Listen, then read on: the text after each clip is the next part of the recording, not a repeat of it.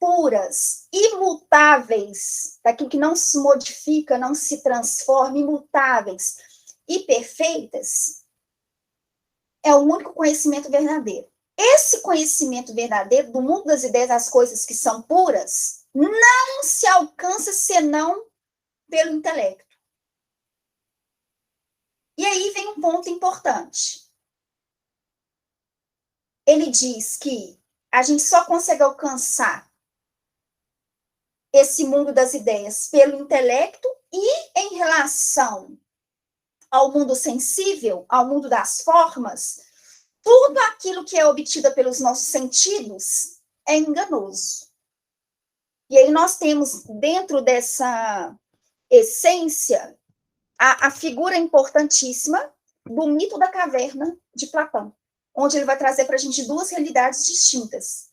Uma realidade que vamos dizer, original, né, que é o que está fora da caverna, e o projetado dentro da caverna, que são as sombras. Então, a nossa percepção, o que a gente obtém de informação pelos nossos sentidos, é um grande engano. É enganoso, porque seriam as sombras no fundo da caverna. E é de se questionar, de fato. Isso é o mais importante. O mito da caverna é uma alegoria, né? Mito ou alegoria. É uma metáfora criada pelo próprio, elaborada pelo próprio Platão, que contém lá na obra República. A República é uma obra política de Platão, que fala sobre a política ateniense, da Grécia Antiga, e sobre o poder político. E aí ele vai colocar para a gente sobre a questão do conhecimento da verdade, mas é de conhecimento de uma verdade mais profunda, que aí a pessoa consegue alcançar apenas pelo intelecto, pela razão, e isso vai fazer com que o governo, o governante, ele tenha uma boa gestão, se de fato ele conseguir fazer uma distinção entre a ilusão e a própria realidade. Então, o livro em si, ele é todo construído como um diálogo. Então, é um diálogo entre Sócrates, o seu mestre, que nós podemos dizer que é o patrono da filosofia ocidental, e Glauco. Então, o Glauco é um personagem inspirado no irmão de Platão. E aí, o que o Platão faz? Ele constrói um exercício de imaginação com Glauco, falando para o personagem figurar em sua mente, analisar na sua própria mente, imaginar uma situação passada no interior de uma caverna. Então, ali você tem prisioneiros mantidos desde o seu nascimento, aprisionados e acorrentados na parede da caverna. O que eles veem na parede paralela à sua frente, sombras que são formadas. Você tem uma fogueira,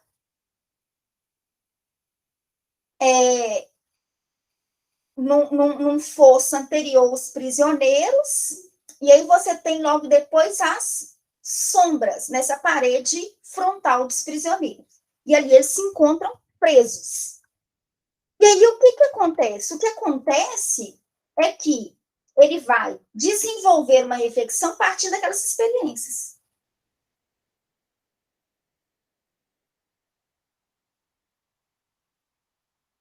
Nós podemos dizer que o universo, o mundo daqueles indivíduos aprisionados na caverna, o que eles conseguiam alcançar como experiência seriam apenas as sombras.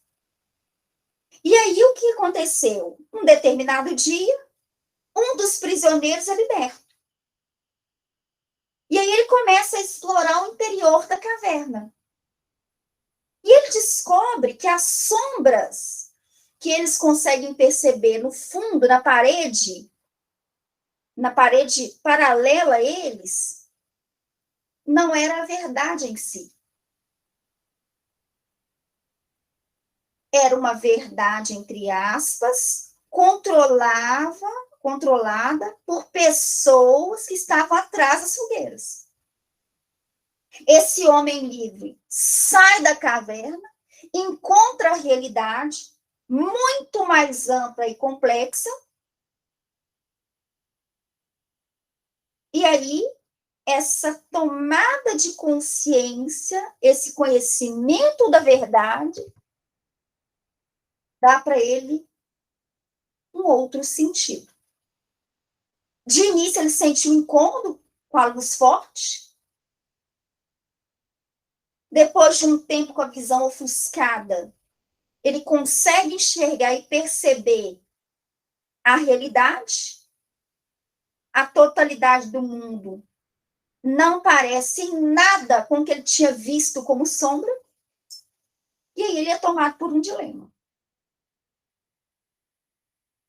Retornar à caverna, correr o risco de ser condenado, julgado como louco pelos companheiros, ou desbravar aquele mundo, descobrir ainda mais aquele universo até então desconhecido, e aí?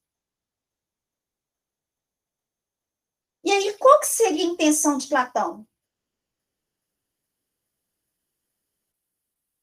Apresentar uma disposição hierárquica para os graus de conhecimento. Então, daqueles que se encontram dentro da caverna e tem a sombra como realidade, é aquele que consegue enxergar o para além da sombra, o que dá origem à sombra.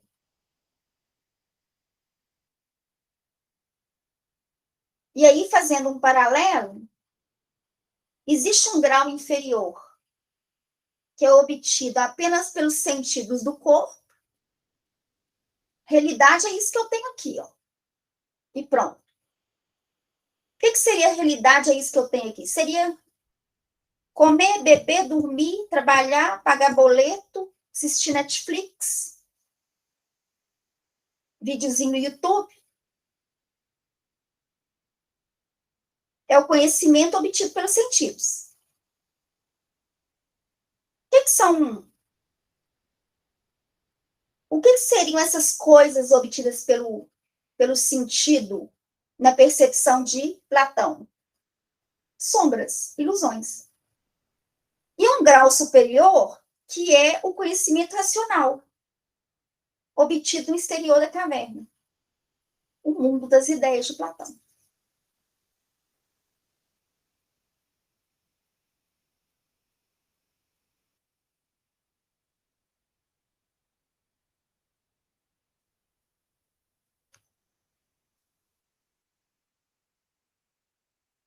Tá claro, gente?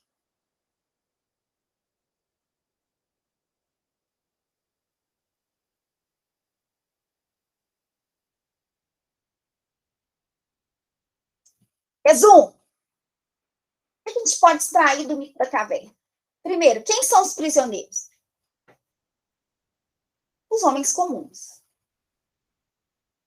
A massa, o povo, isso na condição de manipulados. Quando somos manipulados, nos encontramos dentro do processo de prisão. Então, somos homens comuns, a massa, somos todos nós, pessoas comuns. Se contenta com aquela vidinha. Né, beber, dormir, pagar boleto. Não, e o que existe para além? Não, o para além não me interessa, são os prisioneiros. A caverna é a nossa própria realidade, nosso próprio corpo. Dentro de um conhecimento limitado, o que eu vou captar ali é relativo aos sentidos apenas. Então, a caverna é tudo aquilo que nos mantém em graus menos elevados da sabedoria. E as sombras da parede da caverna? São os frutos de nosso conhecimento costumeiro. O que significa isso? o que eu vejo é só sombra. Eu não saio dali, é limitado. Nos enganam, distorce a realidade. Ou seja, aquelas paredes não mostram a coisa como elas de fato são.